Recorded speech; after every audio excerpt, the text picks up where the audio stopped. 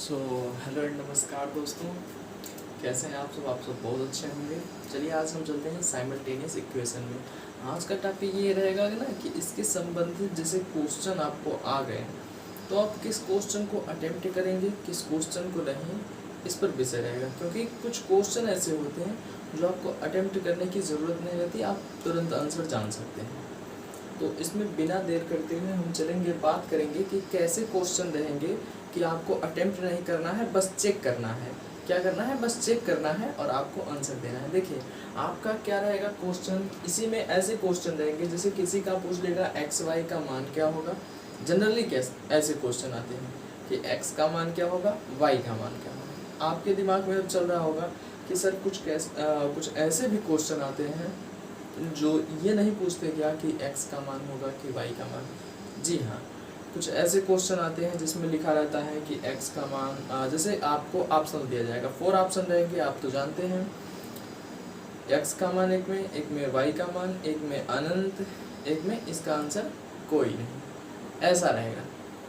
तो आपको वहाँ पर कैसे आप पुटअप करेंगे कि यार हम इसका तुरंत लगा लें, तो उसके लिए आपको ये वीडियो देखना बहुत अनिवार्य है। तभी आप साइमल्टेनियस इक्वेशन यानी युगपत समीकरण में परफेक्ट रूप से उसको लगा पाएंगे। चलिए बताते हैं। सबसे पहले ये देख लीजिए, हम फार्मूला में डिस्कस कर लेते हैं। फार्मूला आपको जानना अति आवश्यक है। यहाँ पर देखिए a1x बटे a2x, इससे घबराइए नहीं। सबसे पहली बात, इसको अच्छी तरीके से देखिए, बस आपको समझ में आ जाएगा। फिर इक्वल है b1y बटे b2y, ठीक है। अब यहाँ पर इक्वल है फिर c1 बटे c2।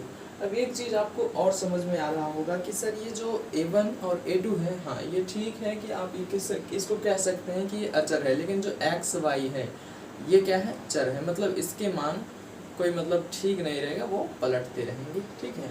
कुछ भी हो सकता है, लेकिन जब इस कंडीशन में आ जाए, जैसे देखिए a1x बटे a2x और फिर इक्वल रहे b1y बटे b2y, फिर इक्वल रहे c1 बटे c2 रहे, तो इसका मान आप जान जाएंगे क्या है।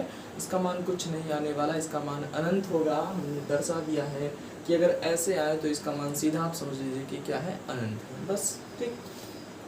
अच्छा हाँ, एक बात और, मैं इसको ये भी बताऊंगा कि किस तरीके से आप चेक करेंगे कि अनंत वाला है या फिर कौन वाला है, ठीक है। अब यहाँ पर ऐसा मान अगर है a1 बटे a2 नॉट इक्वल है, मतलब इक्वल करके कट कर दिया है तो नॉट इक्वल हो गया, नॉट इक्वल बटे b1 बटे b2 है, तो ऐसे में आपका रहेगा अद्वितीय हल है, मतलब इसका तो हल निकलना तय है। यही आपका साइमल्टेनियस इक्वेशन है और इस पे आप ये चेक कर सकेंगे कि y का मान क्या है और x का मान क्या है, ठीक है। ये प्रॉपर हो गया आपको। लेकिन जब ये कंडीशन आ जाए कि a1 बटे a2 इक्वल b1 बटे b2 नॉट इक्वल c1 बटे c2, तब आपका रहेगा कोई हल नहीं। तो चलिए क्वेश्चन नंबर फर्स्ट में हम चलते हैं। सबसे पहले आपको चेक करना बताएंगे, फिर आपको क्वेश्चन बताएंगे, ठीक है। यहाँ पर देखिए कुछ नहीं, पहले 3x है, चलिए हमने मान लिया। अच्छा हाँ, चेक करने के लिए पहले सूत्र लिख देते हैं आपको, a1x बटे a2x इक्वल b1y बटे b2y इक्वल c1 बटे c2, ठीक है। यही आपका क्या है, फार्मूला। इन केसेस ये तब चेंज होगा, इसके आधार पर चेंज होगा। अब ये कैसे चेंज होगा ये देखते रहिए आप। जैसे देखिए 3x है अब प्लस 4y बराबर 2, ठीक है। अब यहाँ पर जो a1 रहेगा वो आपका ये रहेगा फर्स्ट वाला समीकरण। देखिए क्या होता है जनरली कि जो साइमल्टेनियस इक्वेशन है, युगपत का मतलब होता है जोड़ा। जो फर्स्ट वाला रहेगा यानी जोड़े में रहेगा, ये हमेशा ऐसे पेयर वाइज रहेगा। अब पेयर वाइज रहे तो आपको समझ जाना है ये साइमल्टेनियस इक्वेशन है। लेकिन साइमल्टेनियस इक्वेशन में क्या ये सही में पूरा लगेगा एक्स वाई का मान, या फिर डायरेक्ट इन सब के तरीके से आएगा, ये चेक करना है। तो हम बता देंगे उसको।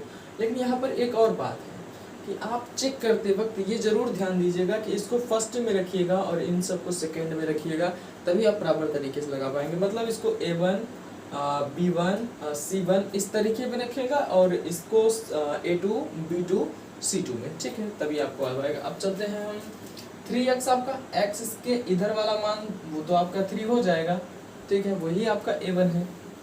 तो A1 में आपका 3 आ जाएगा, अब बटे A2 में आपका 6 आ जाएगा क्योंकि 6x है तो 6।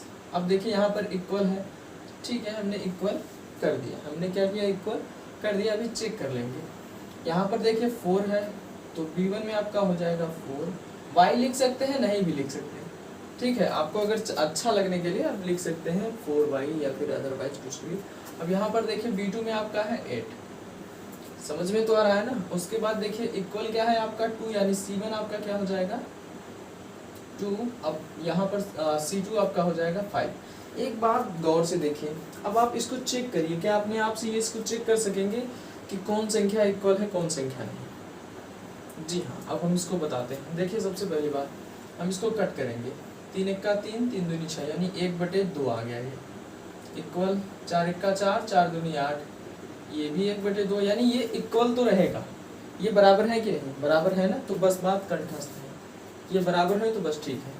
अब यहाँ पर अगर हम इक्वल करें तो 2/5 है, क्या ये 2/5 1/2 इक्वल है, नहीं इक्वल है, ठीक है। अब हमारा सीक्वेंस ये बन रहा है, अब क्या हम इस सवाल को लगाएं या नहीं लगाएं। अच्छा हाँ, एक चीज और चेक कर सकते हैं आप, आपको एक बात लग रहा होगा कि सर ये बताइए ये कैसे आ गया, तो इसको चेंज करने का तरीका ऐसा है, 3x + 4y, और ये जो प्लस में इधर आके माइनस हो जाएगा, -2 = 0। ऐसे आप चेक करने के लिए अपना सकते हैं इसको, और इसको भी ऐसे लिख सकते हैं 6x + 8y, अब ये प्लस में है तो ये -5 = 0, ठीक है। ये अपनाने का तरीका है, बट आप वैसे भी चेक कर सकते हैं। अब ये सीक्वेंस देखिए किस में आया है कि एक बराबर है एक नहीं बराबर, तो क्या लगेगा, यहाँ पर देखिए एक बराबर है A1/A2 बराबर B1/B2, और एक नॉट इक्वल है C1/C2, तो यहाँ पर इसमें आंसर क्या आ जाएगा, इसका कोई हल नहीं होगा। आप आंसर में लिख सकते हैं कोई हल नहीं होगा, ठीक है, ये आपका आंसर हो जाएगा, ठीक। अब हम सेकेंड क्वेश्चन की तरफ चलते हैं। आइए, आप भी इस क्वेश्चन में आपका भरपूर स्वागत है, और क्वेश्चन देखने से पहले लाइक करिएगा, क्योंकि ये हमें लगता है आपको पूरी तरीके से समझ में आ रहा है, ठीक है। तो इसको भी चेक करिए, आप अपने अनुसार चेक करिए, ठीक है। तो अब हम बिना सूत्र लिखे ही इसको पहले पेयर बनाएंगे, उसके बाद चेक करेंगे।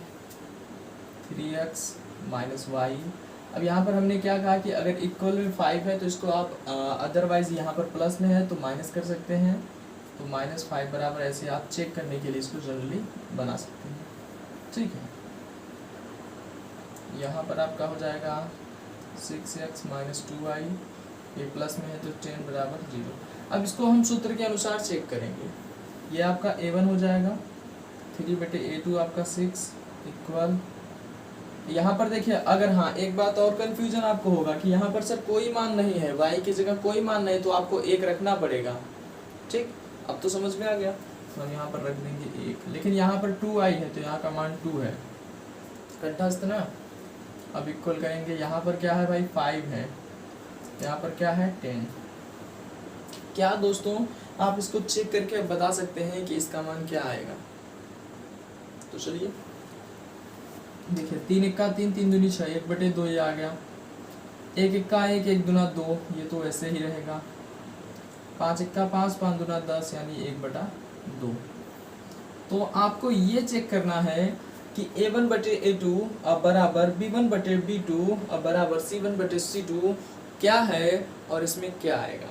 तो देखिए A1/A2, B1/B2 और C1/C2 अगर रहे तो आपका आंसर क्या आएगा, अनंत आएगा। ये आप चेक करके तभी लगाएंगे, नहीं तो आपका समय क्या होगा, मैक्सिमम बर्बाद जाएगा और आप उसमें उलझे रहेंगे, आपका आंसर नहीं आएगा। तो ठीक, तो आप बिना आंसर लगाए इसको चेक करके आपका आ जाएगा यहाँ पर अनंत, ठीक है। तो आप क्यों ऐसा काम करें जिससे आपको परेशानी हो, तो आपको चेक करना है और आंसर देना है, ठीक। तो यहाँ तक तो हो गया फ्रेंड, हमें लगता है ये परिपूर्ण रूप से समझ में आ गया, ठीक है। अब चलते हैं हम क्वेश्चन नंबर 3 में। यहाँ पर देखिए आपको वो चीज़ मिलने वाला है जो आपको ऐसे में लगेगा कि हाँ ये मतलब साइमल्टेनियस इक्वेशन हमने आज थोड़ा बहुत पढ़ा है, ऐसा लग जाएगा आज। तो कंठस्थता से देखिए, और एक बार बिना समझ में आए तो फिर वीडियो को पीछे जाकर अच्छी तरीके से देख लेंगे, आपको वैसे भी ये मैक्सिमम रूप में समझ में आ गया होगा। तो देखिए थर्ड क्वेश्चन आपका क्या है, 2x + 5y बराबर 17 है। अच्छा एक बात तो सही है कि 2x + 5y बराबर 17 है, ठीक है, हम इसको चेक कर लेते हैं। तो देखिए यहाँ पर क्या है, 2x + 5y माइनस में आ जाएगा ये 17 आपका, उसके बाद इक्वल हो जाएगा आपका 0। 5x + 3y -14 आ जाएगा और इक्वल हो जाएगा आपका 0। अब ये सीक्वेंस है, इसको आपको फार्मूले के अनुसार चेक करना है। किसके अनुसार चेक करना है, फार्मूले के अनुसार। तो चलिए चेक कर देते हैं। आपका a1 हो जाएगा 2, b1 हो जाएगा a2 हो जाएगा आपका 5, फिर b1 हो जाएगा 5 बटे b2 हो जाएगा 3 तो है ना, हाँ। उसके बाद आपका c1 हो जाएगा 17 और d1 c2 हो जाएगा आपका 14। तो दोस्त एक बात यहाँ पर गौर करिए, क्या इसमें कोई संख्या सेम है, नॉट इक्वल, तो ये आपका हो जाएगा अद्वितीय हल। ये क्या हो जाएगा, अद्वितीय हल, यानी इसका समीकरण कंठस्थ निकलेगा, इसका समीकरण कंठस्थ निकलेगा। और समीकरण निकालना हमने पिछले वीडियो में बताया है, इसमें भी बता देते हैं, ठीक है। तो चलिए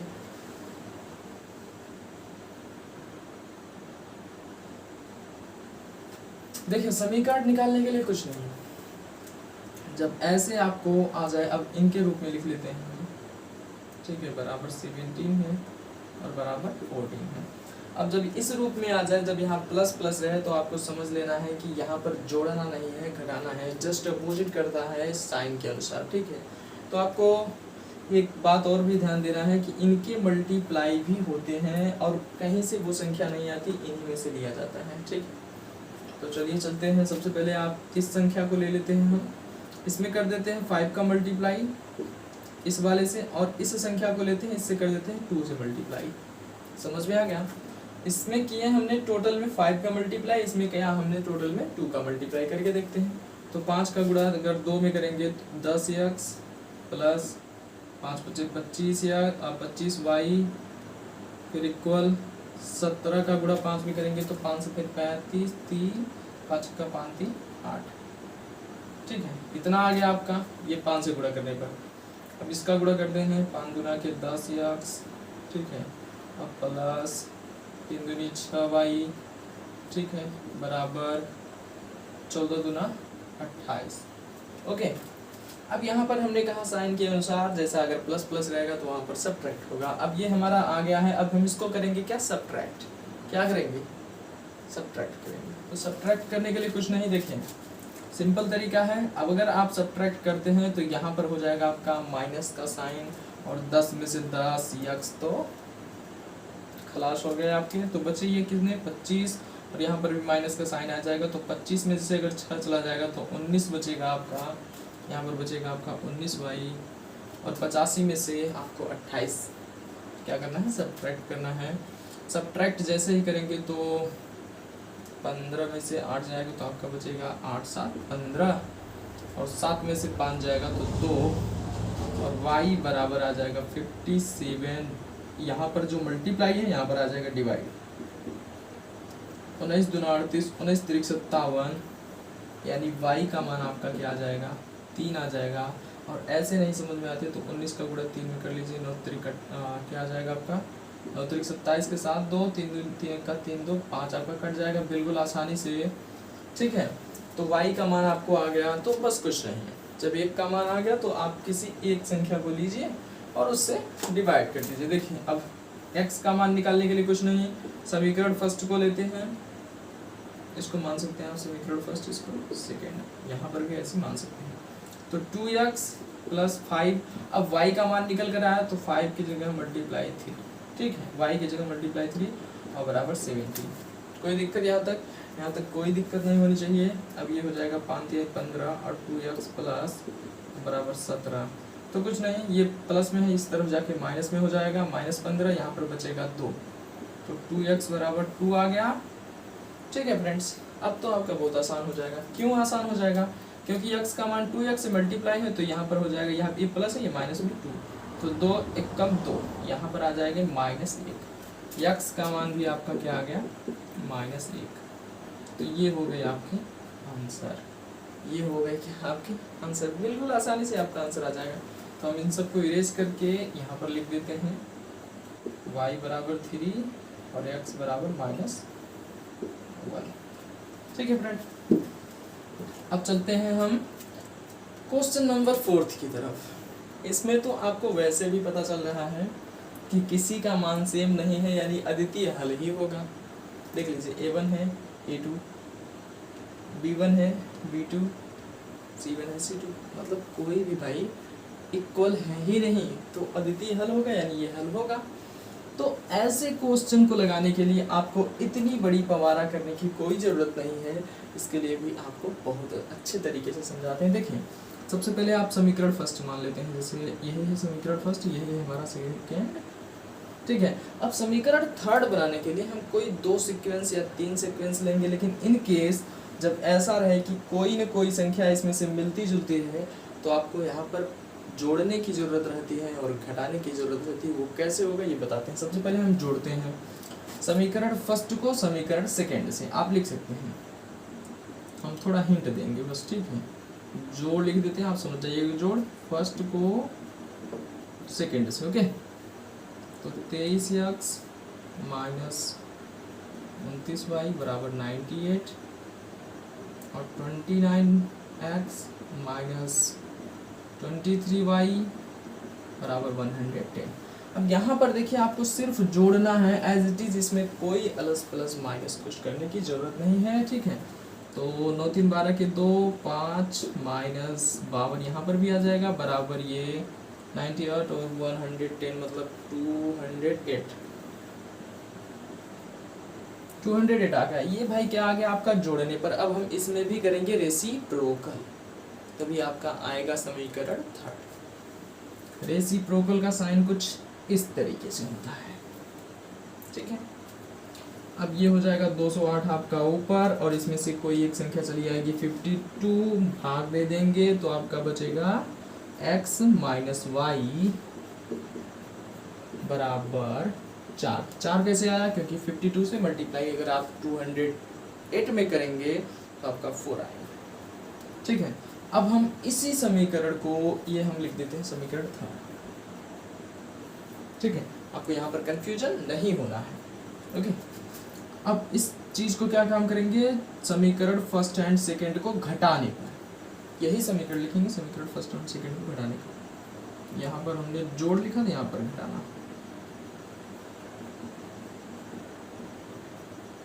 घटाना तो हो गया ना। अब कुछ नहीं, यही संख्या लिख देंगे 23x - 29y बराबर 98, फिर 29x - 23y बराबर 110, ओके। अब कुछ नहीं करेंगे, देखें यहाँ पर अगर आप घटाएंगे तो सिंपल आ जाएगा आपका 6। यहाँ पर देखिए घटा रहे हैं बस, और कुछ नहीं कर रहे हैं, लेकिन ये आएगा किसमें, माइनस में, ध्यान देते रहिएगा बस। उसके बाद है माइनस, ठीक है। अब ये माइनस माइनस आपका क्या हो जाएगा, प्लस, क्योंकि घटा ही तो रहे हैं, तो आपका हो जाएगा सिंपल, ये भी आ जाएगा 6, ठीक है। ये भी माइनस था, ये भी माइनस था, इसलिए प्लस की है, ओके। अब यहाँ पर 98 में से भाई तो 12 बचेगा, ठीक है। 12 बचा आपका, यहाँ पर आप ध्यान रखिएगा कि ये सब्ट्रैक्ट का साइन है, ओके। अब इसको भी कर देंगे हम रेसिप्रोकल में, तो 12 बटे आपका आ जाएगा 6, और ये कट जाएगा 6 का 6, 6 दूनी 12, मतलब x अब प्लस y बराबर 2। ये आपका आ गया समीकरण फोर्थ। अब आपका आने वाला है आंसर। क्या आने वाला है, आंसर, ओके। अब हम यही चीज करेंगे कि समीकरण थर्ड को फोर्थ में जोड़ने पर, क्लियर। चलिए, समीकरण थर्ड को फोर्थ में जोड़ने पर, यहाँ पर हम लिख देते हैं जोड़, ठीक है। तो समीकरण आपका थर्ड क्या आ जाएगा, अगर x में से माइनस वाई जाएगा तो आपका क्या आ जाएगा, यहाँ पर 2x बचेगा, ठीक है। जो 2x बच रहा है, एक बार पहले आप ध्यान से देख लीजिए, 2x नहीं तो यहीं पर क्या होगा, आपको कंफ्यूजन हो जाएगा, तो आप समझ नहीं पाएंगे। यहाँ पर 2x और 4 और 2 को जोड़ देंगे तो हमारा आ जाएगा 6। ओके, 6 आ जाएगा। अब x बराबर 6 और ये 2 मल्टीप्लाई है हो जाएगा डिवाइड में, तो 2 1 कम 2 2 3 6, ये आपका मान x का 3 आ जाएगा। अब तो हम डायरेक्ट यहाँ पर लिख सकते हैं ऐसे बराबर 3। ओके, अब इसी चीज को जो हमने कहा कि जोड़ करने पर, अब समीकरण 4th को 3rd में घटाने पर, ध्यान से सुनिएगा, अभी तो 3rd में 4th का था, लेकिन 4th को 3rd में घटाने पर, समीकरण 4th यहाँ लिख देते हैं घटाने, 3rd में घटाने पर, तो कुछ नहीं। यहाँ पर देखिए ये क्या वैल्यू आपका है, 2 है, लेकिन जब 4th में हम 4th को हम अगर 3rd में घटाएंगे तो 2 है यहाँ पर, और यहाँ पर 4, और 2 में से अगर 4 घटाएंगे, और पहली बात तो आपका ये मान तो ऐसे आ जाएगा 2i बराबर, क्योंकि यहाँ पर तो आपने देखा था, लेकिन जब यहाँ पर घटाएंगे 2 में से 4 को, और जैसे ही 4 को घटाएंगे तो 2 में से 4 तो पहली बात घटेगा नहीं, लेकिन अगर घट भी गया तो वो माइनस में हो जाएगा, तो यहाँ पर क्या हो जाएगा -2। ठीक है, अब y का वैल्यू निकालना आसान, y बराबर 2 मल्टीप्लाई में है, ये हो जाएगा डिवाइड में, तो यहाँ पर भी आपका क्या आ जाएगा बटे 2, तो 2 1 कम 2, ये आ जाएगा -1।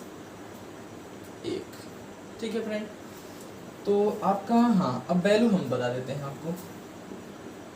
x यहाँ पर देखिए x की वैल्यू क्या आई थी 3, और y की वैल्यू क्या आ गई -1, यही आपका क्या हो गया आंसर।